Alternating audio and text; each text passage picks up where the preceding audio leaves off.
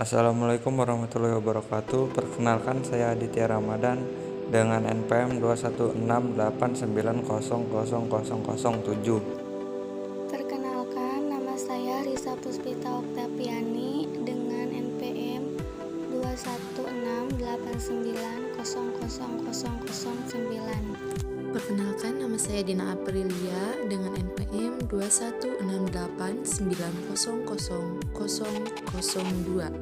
Di sini kami akan menjelaskan sebuah proyek dari materi mata kuliah biologi umum dengan dosen pengampu yaitu Bapak Permono Adiputro SPD MSI. Materi yang kami ambil dalam proyek ini yaitu kemasan cerdas berbasis lilin tebu dan agar-agar dikombinasikan dengan ekstrak bunga telang untuk mengamati kesegaran udang. Nah, mungkin di sini rekan-rekan pasti ingin mengetahui apa yang dimaksud dengan kemasan cerdas.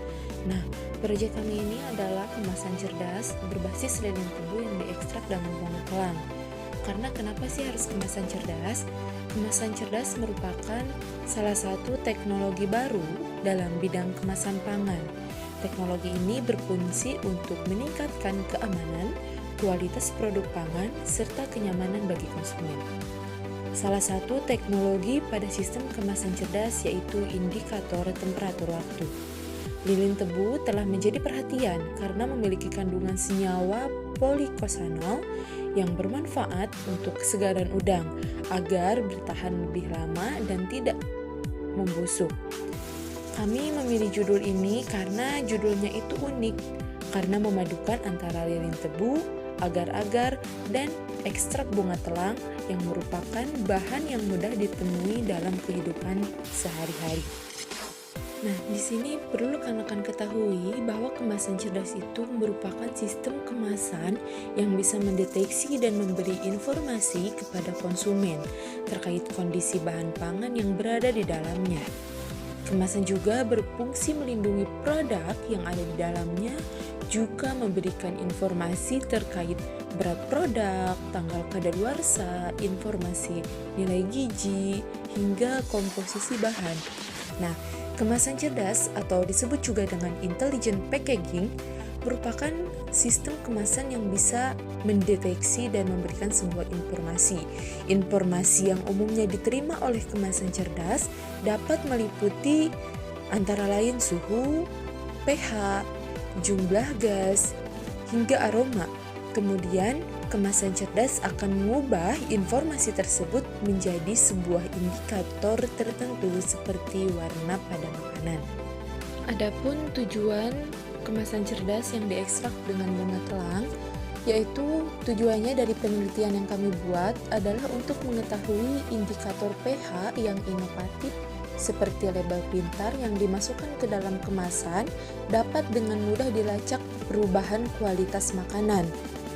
Makanan segar, setengah segar, bahkan makanan yang tidak segar, dan dapat divisualisasikan dengan mata telanjang ketika kondisi pH merubah tanpa penggunaan instrumen yang sangat canggih atau kerusakan sampel oleh analisis kimia. Nah, ekstrak bunga telang atau Clitoria ternate kaya akan antosianin dan senyawa asli aromatik yang memberikan si ternate warna biru yang berbeda. Nah, oleh karena itu digunakan sebagai antioksidan dan pewarna makanan alami pewarnaan. Jadi, tujuan yang utamanya yaitu untuk mengetahui pH optimum dan kandungan senyawa aktif yang berada pada bunga telang tersebut. Manfaat dari penelitian ini adalah untuk memberikan informasi kepada masyarakat luas mengenai kandungan apa saja yang berada pada bunga telang sehingga dapat dimaksimalkan penggunaannya, salah satunya yaitu menjadi sebuah kemasan cerdas dalam mendeteksi kebusukan pada udang. Nah, langkah selanjutnya yaitu ada metode penelitian. Metode penelitian yang pertama yaitu ekstraksi antosianin pada bunga telang, kemudian di spektrum UV-Vis BF pada pH yang berbeda, kemudian diformulasikan melalui film kolorimetri, kemudian bisa mendetek kerusakan atau pembusukan pada udang. Yuk mari kita simak slide berikut ini. Nah, metode penelitian yang pertama yaitu ekstraksi antosianin pada bunga telang. Nah, antosianin yang terdapat pada bunga telang ini memiliki kestabilan yang baik, sehingga sering digunakan sebagai pewarna alami pada makanan. Selain sebagai pewarna, kandungan antosianin pada bunga telang memiliki fungsi sebagai salah satu sumber antioksidan yang berfungsi sebagai penangkal radikal bebas di dalam tubuh manusia. Bunga telang atau Citernatae dikeringkan dalam oven pada suhu 40 Celcius selama 3 jam dan digiling menjadi bubuk halus dengan berat sekitar 25 gram secara seimbang sebelum dicampur dengan 500 ml 75 etanol dengan perbandingan 1:20 dan dikocok dalam panas air pada suhu 40 derajat Celcius selama 6 hari. Kemudian campuran disentrifugasi pada 3500 rpm selama 10 menit untuk menghilangkan residu yang tidak larut dan dipekatkan di bawah vakum menggunakan rotary evaporator pada 50 derajat Celcius. Nah, antosianin pada ekstrak bunga telang ini merupakan suatu senyawa yang membentuk zat warna alami pada tumbuhan dalam memberikan warna orange, merah, serta ungu. Antosianin juga dapat kita temukan pada tumbuhan berwarna merah, ungu, merah gelap, seperti pada buah beri, serta tanaman hias seperti pada bunga telang. Nah, bunga telang tersendiri memiliki potensi yang cukup tinggi bagi industri pangan, diantaranya digunakan sebagai pewarna makanan, serta digunakan sebagai obat tradisional. Proses ekstraksi antosianin pada bunga telang yaitu dengan menggunakan metode yang berbeda sehingga menghasilkan ekstrak dengan total antosianin yang berbeda-beda juga. Nah, kedepannya kita perlu dilakukan penelitian lebih lanjut untuk dapat mengekstrak antosianin pada bunga telang sehingga menghasilkan ekstrak dengan total antosianin tinggi serta tidak mudah rusak. Yang selanjutnya yaitu pengukuran total kandungan antosianin pada bunga telang. Nah, total kandungan antosianin berdasarkan sianin 3 glukosida diekstrak ditentukan dengan menggunakan metode pH diferensial sesuai ke Kanat 2020, yaitu dengan sedikit modifikasi ekstrak BF terakhir kemudian press drying untuk digunakan lebih lanjut.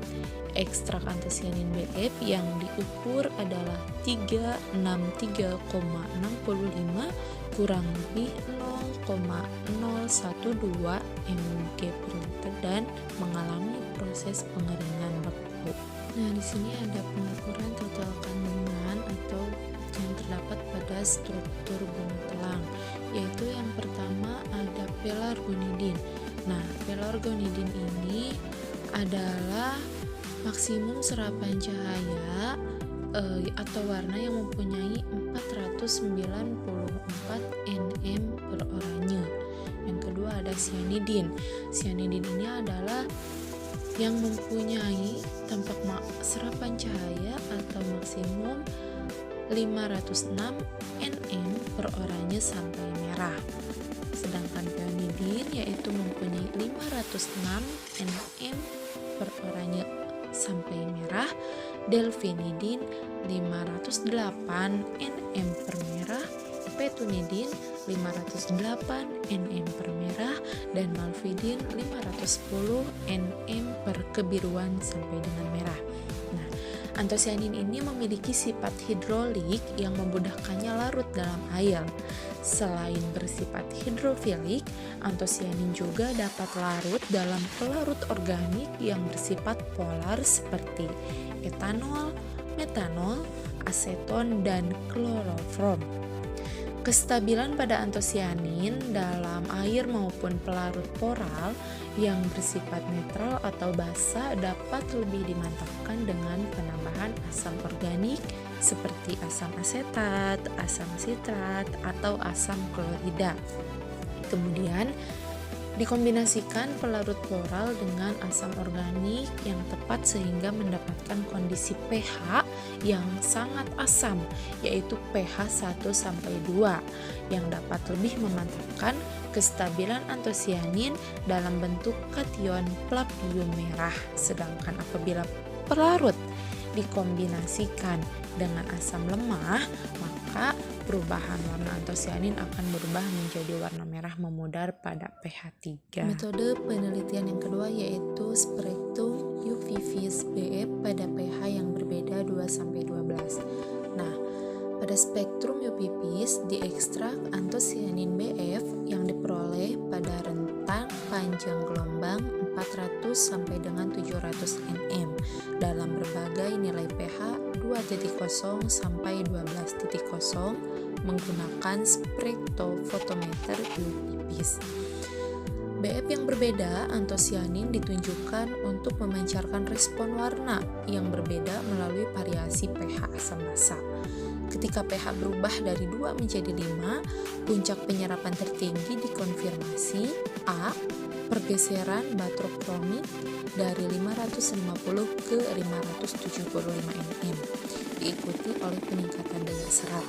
Spektrum UV-Vis dari puncak serapan tertinggi muncul quinoidal biru pada 622 nm pH 6 dengan peningkatan intensitas. Yang selanjutnya yaitu formulasi film kolorimetri. Nah, film biokomposisi berbasis agar dibentuk dengan melarutkan 2 gram agar dalam 100 ml air suling dengan 1 gram gliserol sebagai plasticizer dan pencampuran dengan pengaduk magnet selama 2 jam pada 95 derajat Celcius. Kemudian, suspensi lilin tebu atau SW disiapkan mengikuti metode berikut.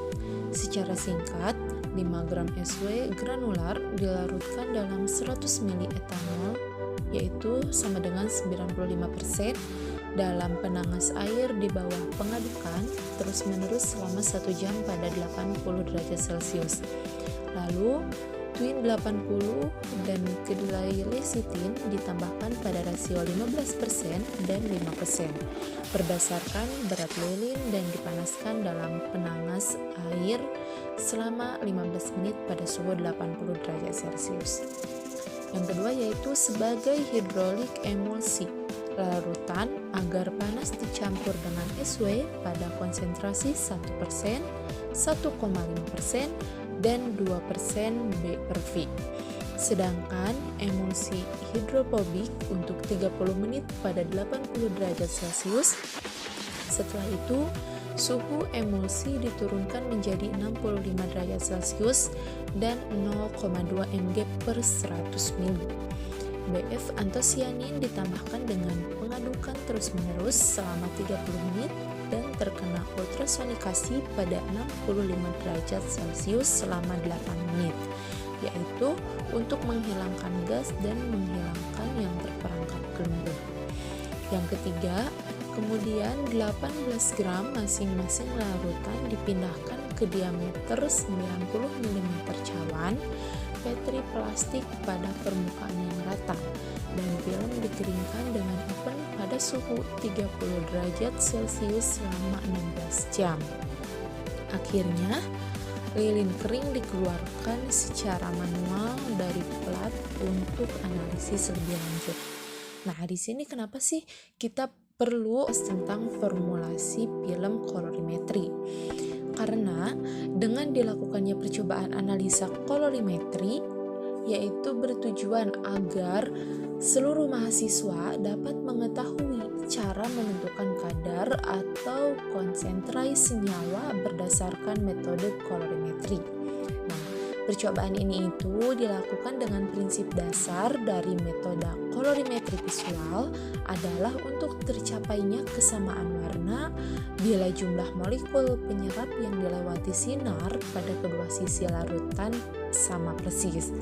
Yaitu caranya dengan melakukan bahwa kita bisa membedakan antara tua atau mudanya suatu warna, larutan zat, atau senyawa tergantung pada kepekatannya.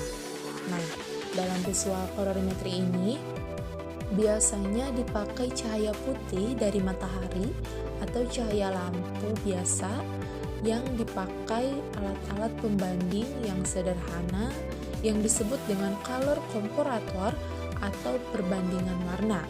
Dari hasil percobaan ini, kita bisa mengetahui sebuah kurva yang didapat merupakan kurva linear, yaitu karena konsentrasi larutan stok yang didapat adalah 0,9950. Nah, yang selanjutnya yaitu respon film kolorimetri terhadap perubahan pH. Di sini bisa dilihat bahwa pH yang berbeda yang dihasilkan dari warna agar-agar transparan atau tambahan dari lilin tebu dan surfaktan karena warna kekuningan yang mengubah respon warna pada tingkat pH yang berbeda. Menemukan bahwa nilai pH dalam larutan asam pada pH 2 berubah dari merah tua dalam agar per BF per 1% SW menjadi merah muda dalam AGR per BF per 1,5% SW dan AGR per BF per 2% SW. Juga pada pH 3 terjadi perubahan yang menjadi merah pucat. Sebaliknya, ketika pH meningkat menjadi 4,5 dan meningkat menjadi 6 dengan sedikitnya plapilium dan quinoidal atau berwarna biru akan berubah menjadi warna abu-abu. Nah, juga pada respon film kolorimetri terhadap lama waktu reaksi yang dihasilkan oleh ekstrak bunga telang, yaitu dapat dilihat bahwa kontrol AGR per BF disimpan pada suhu 4 derajat Celcius dan 25 derajat Celcius yang memiliki ekstrak BF tertinggi, mengungkapkan nilai E menjadi kecil atau lebih rendah dari 5. Nah, pada film indikator lainnya juga menunjukkan bahwa penyimpanan pada suhu 4 derajat Celcius memiliki variasi warna masing-masing kecil yang setara dengan itu diadakan pada 25 derajat Celcius yang memiliki perubahan warna yang lebih tinggi selama penyimpanan dan tampak warna kebiruan pucat pada kasus AGR per BF 1,5% SW dan AGR per BF 2% SW pada suhu 25 derajat Celcius. Nah, untuk langkah selanjutnya kemudian di sini ada aplikasi film kolorimetri untuk memantau kesegaran udang. Sistem pengukuran film AGR per BF per 2% SW digunakan untuk memantau kesegaran udang. Film 35 mm dipasang pada ruang kepala kotak kemasan tutup bagian dalam berisi 55 gram udang segar, tinggi 2,5 cm dari udang dan disimpan pada suhu 25 derajat Celcius. Nilai perubahan warna film ditangkap setiap 3 jam selama 24 jam dengan chromometer portable CR400. Nah, di sini perlu diketahui kenapa sih perlu memantau kesegaran udang? Karena kesegaran merupakan parameter kualitas komoditas perikanan dan kriteria utama penerimaan kepada konsumen. Udang atau disebut dengan Venus mergoinesis lebih cepat busuk dibandingkan ikan dan penanganan di pasar tradisional yang kurang baik dapat menurunkan tingkat kesegarannya. Nah, jadi pada penelitian lilin tebu yang diekstrak dengan bunga telang untuk kesegaran udang ini bertujuan untuk mengetahui cara penanganan dan mutu kesegaran udang yang diperdagangkan di beberapa pedagang eceran pada beberapa pasar tradisional selama disajikan pada awal dan akhir berdagang serta memberikan rekomendasi untuk mempertahankan kesegarannya. Lalu dilanjutkan dengan aplikasi film kolorimetri untuk memantau kesegaran udang. Nah, bisa dilihat pada grafik di samping ini, hasil pemantauan kesegaran udang, pelacakan perubahan warna selama periode penyimpanan adalah dipantau 24 jam pada 25 derajat Celcius. Nilai TPBN terus meningkat selama penyimpanan. Kadar awal TPBN adalah 5,02 mg per 100 gram, kemudian meningkat hingga 24,27 mg per 100 gram. Setelah 24 jam, menurut standar Cina, maksimum batas kandungan TPBN untuk udang adalah 20 mg per 100 gram. Ini menunjukkan bahwa sampel udang yang disimpan lebih dari 9 jam tidak layak dikonsumsi oleh manusia. Perlu diketahui, ini adalah salah satu ciri udang tidak segar atau udang yang mengalami pembusukan. Nah, pada penelitian ini kenapa sangat diperlukan sekali kemasan pintar dari ekstrak bunga telang untuk memantau kesegaran udang, karena pengembangan sensor kesegaran udang pada kemasan pintar berbasis indikator pH alami pada ekstrak bunga telang ini yaitu memiliki aroma spesifik yang mempunyai nilai gizi yang tinggi dan berpotensi sebagai pemenuhan kebutuhan gizi pada manusia. Namun, udang sebagaimana jenis ikan pada umumnya cepat mengalami pembusukan atau penurunan mutu. Jadi penilaian kesegaran pada udang sampai saat ini masih menggunakan cara-cara sensori seperti penampakan pada mata dan kulit, tekstur, bau, dan warna, di mana cara-cara tersebut memiliki kelemahan, yaitu memberikan hasil yang berbeda-beda untuk tiap penilaian.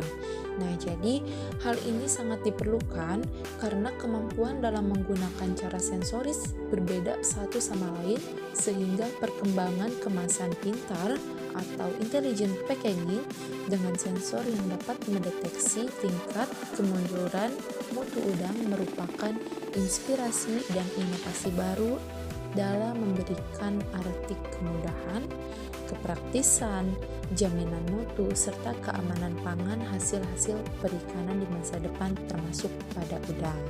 Nah, jadi kesimpulan dari kemasan cerdas berbasis lilin tebu dan agar-agar yang diekstrak dengan bunga telang untuk kesegaran udang ini adalah, dalam penelitian ini metode pengecoran atau penguapan pelarut digunakan untuk mengembangkan film kolorimetri cerdas yang menggabungkan ekstrak SW dan BF ke dalam matriks agar SW per BF per agar. Perubahan warna bertahap telah diamati dalam ekstrak BF dari merah ke biru dan hijau pada pH 2-12. Film kolorimetri muncul warna hijau ketika uap amonia adalah gas yang tidak berwarna dengan bau yang sangat menyengat. Selain itu, telah terjadi fundamental perubahan transmisi cahaya, mencegah uveitis dengan mengurangi terlihat lampu. Studi ini menunjukkan efektivitas SW per BF per agar sebagai kemasan sensor kolorimetri atau pH untuk memantau kesegaran udang. Nah, jadi dalam studi masa depan konsentrasi SW akan lebih dioptimalkan dan lilin alami lainnya akan diperiksa sebagai bahan biosensor di sistem pengemasan makanan cerdas. Nah, mungkin itu saja materi yang dapat kami sampaikan tentang kemasan cerdas berbasis lilin tebu yang diekstrak dengan bunga telang untuk mengamati kesegaran udang. Semoga materi yang telah disampaikan dapat bermanfaat bagi kita semua, juga bisa dikembangkan menjadi salah satu riset khususnya yang berada di wilayah Kabupaten Subang. Terima kasih. Assalamualaikum warahmatullahi wabarakatuh.